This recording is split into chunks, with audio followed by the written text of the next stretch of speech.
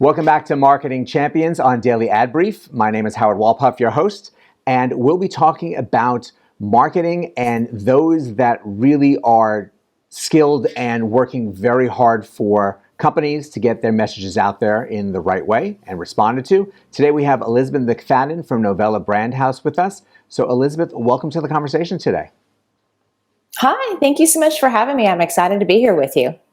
Well, we're excited to have you all the way from Kansas City joining us. So why don't you tell us a little bit about Novella Brandhouse and what you're doing for your clients? Yeah, so we are a brand-focused full-service ad agency based in Kansas City, Missouri. We also have a outpost in New Orleans. That's our PR group.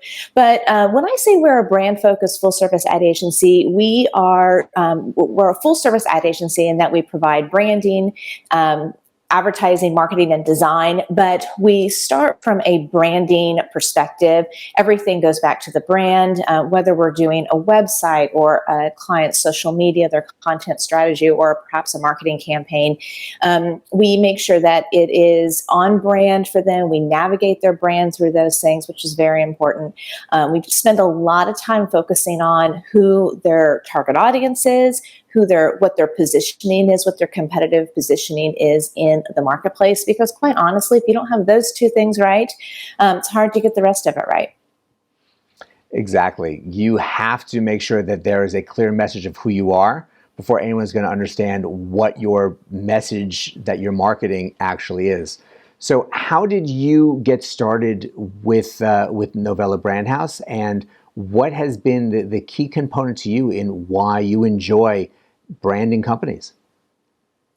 Well, I think I'm probably one of those rare people that I'm actually still doing what I started out doing right after college. So I started at a large ad agency called Valentine Radford, actually here in Kansas City. I went on to work for another ad agency, and but what I discovered was there was, this missing piece in the marketplace for small businesses, and a small business really is any company that's under 250 employees. And what I found is that the traditional ad agency model wasn't really a good fit for smaller companies. And so 15 years ago, I created a company which was one of the first virtual ad agencies at the time. And to really work and to cater to small businesses. And over the years, I merged with another, my former business partner. We created Novella Brandhouse into the full service ad agency that it is today. And I think, for me, the passion is truly in the branding. I had an incredible opportunity to work on the Sprint account many years ago. And they were, back in the 90s, they were one of the kind of really big companies like that, really embracing branding. And so I had some incredible people to learn from and to work with, and of course accounts to work on. And I just fell in love with branding.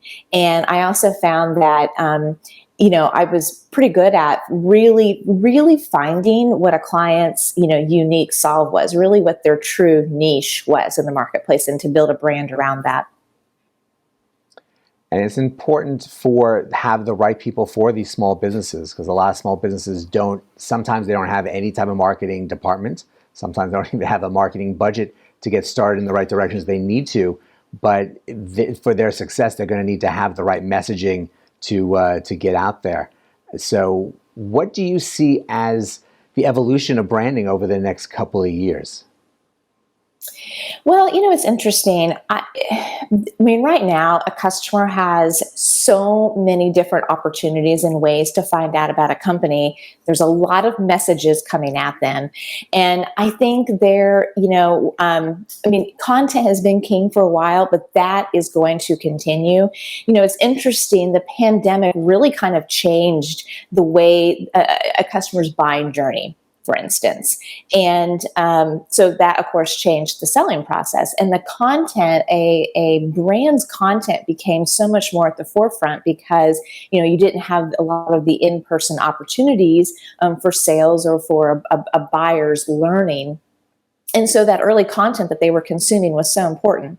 And what customers or what buyers are looking for are that know, like, and trust factor, right? So they find out about a company or a brand that solves for their pain points, and so it's they're out there looking for solutions for their pain points. So it's really important that a brand can speak to that in their content, on their website, all the places where the brand is when they're not in the room. And so, what that strategy looks like and how a brand, rolls that out is so important. How they're describing, to their customers in their customers' language, the type of language that resonates with them, how they solve for their pain points. They're really clear about that. And then, explaining to a potential customer why their brand is the brand of choice for that, for that audience, and finding a way for customers to connect and then to engage is really important too. And that's all. It all has to be on brand, but it all comes back to, again, really knowing your target audience, being able to speak to them, and knowing your competitive positioning place in the marketplace. It always continues to be the same thing. The companies that are able to connect and communicate and have that relationship with the greater audience are the ones that are going to succeed and have the growth and have that relationship develop as time goes on and continue to be part of their lives moving forward. So having the right branding person and the types of real focus that you give to your clients, it's endless what you provide to them, and it's really fantastic of what you're doing within with those that you are spending that focused time with.